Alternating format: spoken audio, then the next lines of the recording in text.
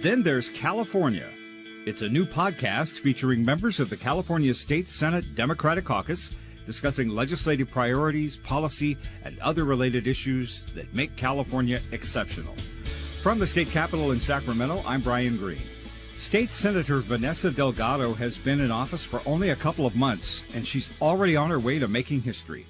Elected to the state Senate in early August, in a special election to represent the 32nd Senate District in Southern California, Senator Delgado is only able to serve her constituents as a state lawmaker until December, until the winner of the November general election is sworn in and can serve a full 4-year term. So thanks to a quirk in our state election law, freshman Senator Vanessa Delgado, who resigned her position as mayor of the city of Montebello to become a member of the upper house, will be termed out of office in December, serving the shortest term in the history of the state Senate in more than 100 years.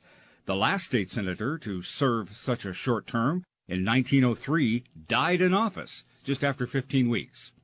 But Senator Delgado is still very much alive, and though, as some observers have said, she barely has time to find the restroom, much less time to come up with a legislative agenda, as the only Latina currently serving in the California State Senate, Senator Delgado intends, in her 4 months in office, to share her opinions, cast her vote, and set an example, including perhaps speaking out against the peculiarities in our election law that put limits on her term and her chance to serve her communities at the Capitol. I spoke to Senator Delgado a week after she was sworn in back in August, in the last few busy weeks of the 2018 legislative session. I wanted to know, who is this history-making senator, and what is her 16-week plan for serving the 31st Senate District? Well, let's find out. Senator Vanessa Delgado, welcome to Then There's California. Good Thank you. I'm glad to be here. So I have to ask, have you found the restroom yet?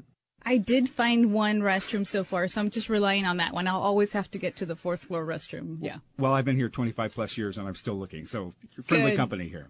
So you are a business person, you're a leader in your local community, a board member of organizations that seek to open doors and empower women of color for education and career. You were, until early August, the mayor of a city of Southern California. You're the mother of a teen daughter, and now you are a senator. What does it feel like having that title?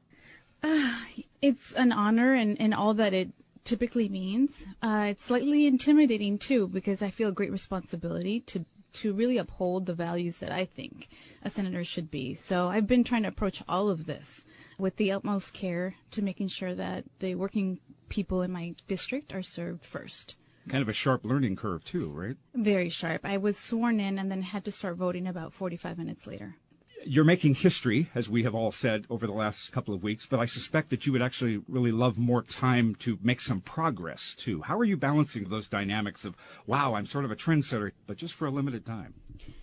It was a difficult reality to adjust to after the primary, but when I saw that this is the opportunity that I had, I just decided to make the most of it. And so I'm completely focused on the housing bills that are coming through and a lot of the bills that relate to women's rights and just looking to see what difference I can make in this limited time. It's a challenge. Mm-hmm. It's a personal challenge. What can I do in 100 days to help my district? You were sitting mayor of a city in Southern California, and we'll talk about your work as mayor of Montebello here in a moment. You won a special election in your Senate district. You made the decision to resign that mayoral post to take the Senate seat for a shorter time. You would even say that some internships here at the Capitol last. Right. But a lot of folks are calling your decision incredibly gracious and unselfish. Some have said they wouldn't blame you for feeling bitter. Do you have some mixed emotions about it? Well, I always saw public service as something that is a responsibility. I didn't actually take a salary for my work as a council member. I really did this to be of service. So, I did learn a lot of lessons about voting in our district and all of that. I learned a lot about it, but I'm not bitter about it. I just think that there's a lot of work to do in the community that I come from to make sure people get excited about politics. That's kind of my next duty, but no, I'm not bitter. This is a challenge, something that I didn't expect, but I do with a whole heart. Let's talk a little bit about yourself, your family, your growing up. You received a bachelor's degree from Stanford, is that right? Yes, I did. I got a degree in political science and then another one in Chicano studies while I was there. Actually, the first graduating class of Chicano studies. And then a master's at USC? I mean, that's an extraordinary path. Master's of public administration, so public service has always been something that I loved. Describe your higher education pathway, how you got to that point and deciding to make that your trajectory with education. Yeah, there's been, I guess you alluded to, a lot of unexpected results with my little life. My dad has a kindergarten education and my mom has a sixth grade education. They always thought that education in the U.S. is the most important thing that I could achieve. And so I took the public bus 2 hours each way to go to private school. When I was little, I got a scholarship. And I'm very grateful for that opportunity. So I just wanted to take this opportunity to see if there was a way to help others also achieve their educational dreams. Was that where the fire was lit within you in exploring business and leadership and maybe politics? Was it there at Stanford or there at USC? I did a lot of work at both places, but it was actually really after when I started my first work in cities and I got to really interact with constituents. And that's when my passion to help others really came together. But at that time, it became in development. I was in redevelopment at the time. That's helping people find jobs and helping people find resources within the community. That became my passion. So I did that actually for 11 years. And actually, to that point, you have been described as a builder and not a divider. What do those descriptions mean to you? I did work what's called public-private partnerships. I built mostly shopping centers. I built 3 million square feet in California, Nevada, and Arizona. And they are public-private partnerships where we achieve the city's goals on their properties. And we did it through shopping centers. And I loved it because we asked the community what they wanted to see. We made sure there was local hiring. We made sure that there was union participation. And so I felt very fulfilled by the work that we did.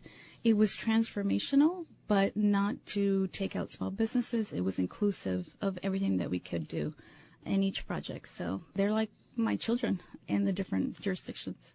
Did that feel like a natural fit for work that you wanted to do? Yeah, I really enjoyed the work. We got to create everything from naming a center to designing it and then seeing people enjoy it, that part. We transformed an area in Walnut Park that was formerly very crime-ridden, the Florence Firestone community. And then to see our first job fair for the community, we had about 600 jobs available, and we had 2,000 people who stood in line that day in the rain. So it's a much-needed thing. You know, we need to create more jobs. I know these are retail jobs, but at least it's an opportunity to have some career path. So those are the things that I really remember about my work, is making sure that people in the community also gain from the centers. That's also a unique experience, if I can say, for a young Latina, too, fresh out of college. Yeah, and most of the time I was the only woman on the construction sites. There was one shopping center we did in Southgate. There was 300 people employed during the construction, and most of the time I was the only woman, but I was in charge.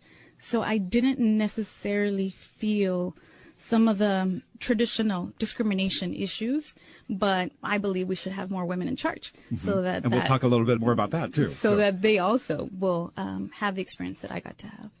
Was your family supportive of your direction? I know some families, particularly in more conservative communities, they are a little touchy. Why don't you come back home? You can work here. You can be with us. Were they supportive of your trajectory out of the community and into the business world? That's a really good question. And my mom would probably say that she was always very worried about me and probably still worries about me every day. I think that there's been a lot of non-traditional choices that I've made. But at this point, my family just goes along with it. They know I'm going to... You have enough of a track record in your family. They are just... they have stopped trying. But they're so supportive. They were here on my swearing-in day. My dad and my mom and my daughter were standing next to me. And that's really what means the most to me in life. Did you feel like you had to sometimes push back against them, defy some of their expectations or their assumptions as you were moving into a career? Yeah, my mom, for example, wasn't very excited about me going to Stanford. She wanted me to stay home. I had a full scholarship at a couple local schools, but Stanford was so, I thought it was so unattainable, I couldn't say no. So I told her that I was going to go, and she was going to understand that that was a very good school. And now she's obviously very proud. Talk about running for elected office, particularly on a local level. Well, that was a choice I made in 2015, so it's fairly recent, my career in politics. Right. I decided to do that because I had built a center all around the city of Montebello, and many other jurisdictions had done projects, and I hadn't done anything to serve my city, and it needed help. So I did this pro bono just to be of service, and I found that the challenges in that city are substantial, but I'm glad that I at least got to give some time and continue to do so now as a senator. Let's talk about your 32nd Senate District, in particular Montebello, a small city in L.A. County. I assume ethnic makeup, a mirror of other cities in the county, and aspirations and challenges that also mirror the other cities. And I know, like many cities, large and small, here in California, Montebello has a huge homeless problem. And I had read that the homeless population in your city grew by more than 500% between 2016 and 2017.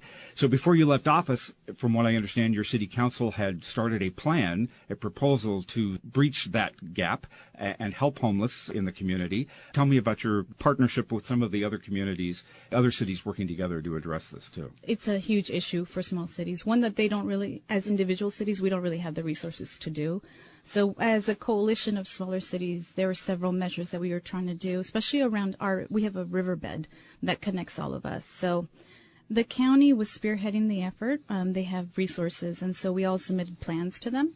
But there were small things that we could do. In addition, we had excess bus services that we weren't going to need. So we had 4 buses that we could dispose of. And so one of the ideas was to turn them into mobile units where they could have showers installed in them and give out resources through nonprofits. So we were trying to do our part. It's something that I'm very passionate about. The LA Times ran a cover story last year about the rise in homelessness in the Latino community, and my uncle was the cover story. And so for me, it's personal. It's very personal. And I decided to do homeless housing. And I have 2 projects now in LA County to actually build homeless housing. And these issues are so important. Did you feel like you were leaving a lot of work left undone when you resigned the mayoral post to come up here? Was that frustrating for you? It was bittersweet. I'm excited about this challenge. But I do feel like there's so much that I wanted to do in the city that I didn't get to finish. But I've decided that I'm going to still continue that work. If it's, small development projects that I could pursue, to getting involved with the service organizations there, and obviously helping try to bring resources from the state. That's one of the team's high priorities. You served on a community redevelopment agency in Los Angeles as a county commissioner. What does LA's future look like in that sense? Dealing with gentrification, shortage of housing that's robbing some of these communities of their soul, traffic? Well, a lot of the county issues are similar in our area. So I think for things that I'm tracking, obviously, is the affordability of housing. I believe it's one of the factors contributing to homelessness and the rise of that. But transportation is a huge issue for our district. The extension of the Gold Line is coming next. And now that there are Metro funds dedicated to that, I think that's really going to change our area substantially. So hopefully that will get done in a way that helps with growth and not to gentrify the areas. But other than that, I'm also very conscious of making sure that cities have enough resources to provide public safety in the way that they're challenged right now to do that. So exciting things coming with transportation, but some difficult issues to tackle. Local government officials have always felt the tug of the state mandate, with Sacramento telling them what to do. Putting on your mayoral hat again, did you feel that way? And now in your week plus here at Sacramento, are you starting to understand how it works here in that sense? Yeah, I've already seen it in a couple of the bills that change what local governments can do, but perhaps people don't have the experience as to why that's important. There's some crime initiatives as well that substantially impact local safety. So I think I have my small city hat in looking at these issues. I think that some of these things are critical. A lot of the housing land use decisions are critical because small cities sometimes are hesitant to change. But I'm also much more understanding as to why it's so difficult to change. So I am a supporter of small cities. Let's walk you back up here to Sacramento. In your short time here, you will have the chance to weigh in on, or at least vote on, a number of bills on some significant subjects. And I want to give you a chance to offer some perspective now as a senator on some of those issues. And obviously we can't deep dive on a lot of things, but I just want to get your perspective. We've talked about housing legislation that you'll be voting on here in the next couple of weeks. Any further perspective on the housing legislation that you've seen come from Sacramento and its impact on California? There was an initiative that I thought was going on the right track with Wiener's bill that was heard earlier this year. And I had thought that there was some ways to still give local control and help achieve that bill's objectives. But unfortunately, because of the lack of time of when I come, some of those we can't bring back. But the ones that are in process, there's some that are very positive. Most of them deal with land use issues and the way it's done. So I'm going to be very mindful of when those come through and try to offer some perspective on them because that is my issue area. But yeah, I don't know that I can make substantial changes to them at this time. We're going to go all across the board here. Net neutrality issue. What's your reaction there? That is frankly one of the most difficult issues to grasp. It's so complex. That's actually one of the priority areas that I had asked our staff to study more in depth. I did hear about it from some of the utility companies and their perspective, but frankly one that I need to do a deep dive myself. I know what I know, and that's one that I have to study up on. California is becoming a leader in environment. Are we moving in the right direction? I think so. I think that we have to create goals and make sure that there are ways to actually achieve them. So I've been looking at that. I believe in setting those lofty goals and being a trendsetter in that. I just want to make sure that there are ways that we can actually achieve them. Healthcare. Are we doing enough to help communities here in California receive coverage, get access to healthcare? I think we have a ways to go on healthcare to make it more affordable for the people that need it the most. But I don't think that issue is going to get tackled in that same way as it did earlier this year in the last few weeks. You have been described as having a proven commitment to improve our schools. Looking at the state budget and how much money is spent in the classroom versus the bureaucracy, which I know you have talked about, class size, teacher training, is California doing enough there? I don't think we are. I think that schools need more funding, especially in the neediest areas. I think they also need some social services around them to further insulate schools. Several of my aunts are teachers, and so I see firsthand how difficult it is for them to even have focused children in the classroom. So that's what I'm most mindful of. We're having a conversation with Senator Vanessa Delgado of the 32nd Senate District, who is making history as we speak as the senator serving the shortest term in California history in more than a century, but she plans to make every moment of that term count for her constituents. So, Senator, as I mentioned in the opening, your situation here being elected to the Senate is sort of an odd consequence of California's election law, where we require a special election for a vacant Senate seat, even if there is a concurrent election for the next full term. That must be very frustrating to you as a lawmaker. In the short time that you're here, do you want to speak out on that? Do you want to try to change the law? Definitely. We already looked that one up this first week of how we can I'm sure. do a gut and amend bill for that. But it does take more work than what I can accomplish in 3 weeks. But I have made my opinion on that issue very known. It appears that it's unlikely to ever happen again. So that makes me feel better. But yeah, the special election impacts are huge, substantial. The Me Too movement. Many would say that by being elected now as a senator in your district, you are the beneficiary, if you will, of the impacts of this too long in coming consequences of that movement. Are you inspired by what's happened over the last year or so, by this rising tide? I am. The voices of so many different women, and having people be empowered to speak on all these issues is wonderful. I have always felt like there needed to be more of Latinas and specifically in the work that I do, but I'm in construction and development. So I've always felt like there needed to be more. But now, at least the conversation is in everybody's mind. And I'm grateful to the bravery of the women. So as far as me being here today, I look at myself as now other young girls, Latinas, know that it's possible. There have been others, but currently I'm the only Latina in the Senate. Right. So at least they can recognize that it's very, very possible. But I also think that I was a very qualified candidate. So it's not just gender issues. It's also I was qualified too. But But yeah, I'm excited about seeing the impacts of the Me Too movement and trying to make sure that the momentum continues. The legislature that you are now a part of, do you see legislature and by extension the private sector doing enough to reconcile, to awaken, and change the climate? I think there's movement towards that. But I wanted to make sure that we held ourselves accountable as legislators as well, and making sure that the patterns that have happened here don't repeat themselves. As a Latina mayor of a city, were you respected in that position? I would like to think so. I think also my age is one of the factors. So even when I arrived here last week, I think there was a perception that, I was a little bit younger. I think I'm the second youngest in the Senate right now. So age was more the issue that I got when I went door to door.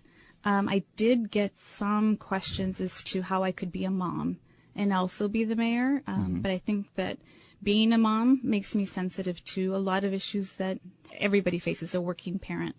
So I think those experiences enrich me. But I think generally in Montebello, since we were 80+% Latino, right, it wasn't as much of an issue, or I didn't feel it. So really it was the age. I mean, it sounds like that was primarily one of the things that you had to push back against, was the perception about she's too young to be doing this. Right.